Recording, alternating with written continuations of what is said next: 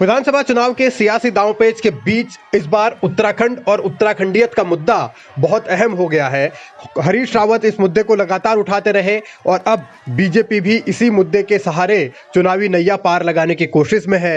हरीश रावत ये सपना देख रहे हैं कि उत्तराखंडियत के दम पर ही शायद सत्ता मिल जाए, सत्ता हासिल हो जाए, लेकिन उनके इस सपने पर बीजेपी के लोग गंभीर चोट कर रहे हैं। उत्तराखंडियत के नाम पर अलग अलग पहलू उजागर कर रहे हैं। 2014 से लेकर 17 तक के सरकार के भ्रष्टाचार के आरोप लगा रहे हैं और यहां तक कि अलग राज्य आंदोलन के दौरान कांग्रेस की भूमिका भी याद दिलाई जा रही है।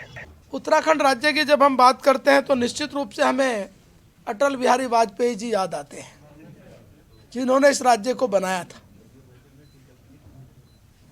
और मोदी जी जिन्होंने इस राज्य को संवारने का काम लगातार निरंतरता में कर रहे हैं।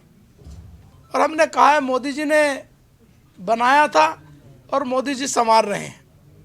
ये हमने एक इस विषय को लेकर सबके सामने इस विषय को हमने बड़ी दृढ़ता के साथ रखा है।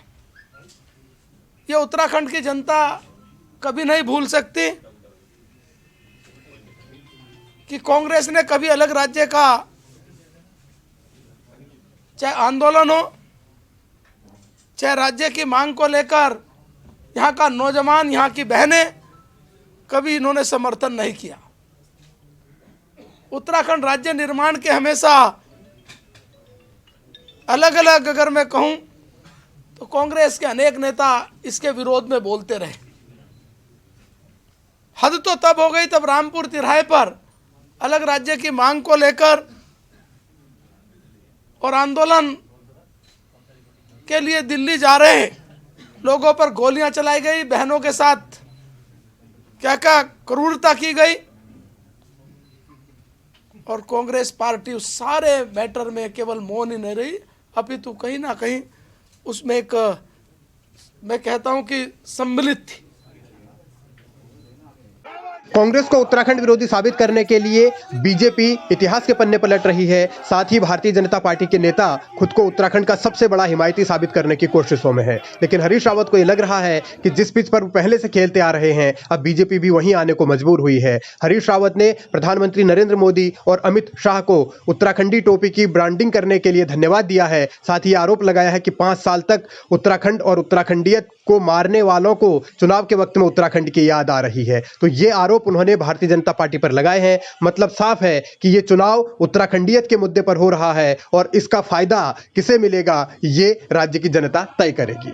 इस समय लड़ाई उत्तराखंड जिन सिद्धांतों, मूल्यों, मान्यताओं के लिए बना उसको बचाने की है, और उत्तराखंडियत जो हमारी शान है, हमारी पहचान है, हमारा मान है, हमारा अभिमान है, हमारी परंपराओं का समूचा स्वरूप है, जिसके रूप में हमको दुनिया पहचानती है, वो उत्तराखंडियत आज खतरे में है पिछले 5 सालों के अंदर। तो ये बड़ा महत्वपूर्ण समय है। इस समय में लोग ये महसूस करते हैं कि हरीश रावत जैसा कोई परखा हुआ, अनुभवी, परिपक्व नेता होना चाहिए, जो कम से कम उत्तराखंडियत को इतनी मजबूत करके जाए कि फिर कोई निकम्मी सरकार आकर के उत्तराखंडियत और उत्तराखंड राज्य आंदोलन के मूल और मान्यताओं को रोक दे।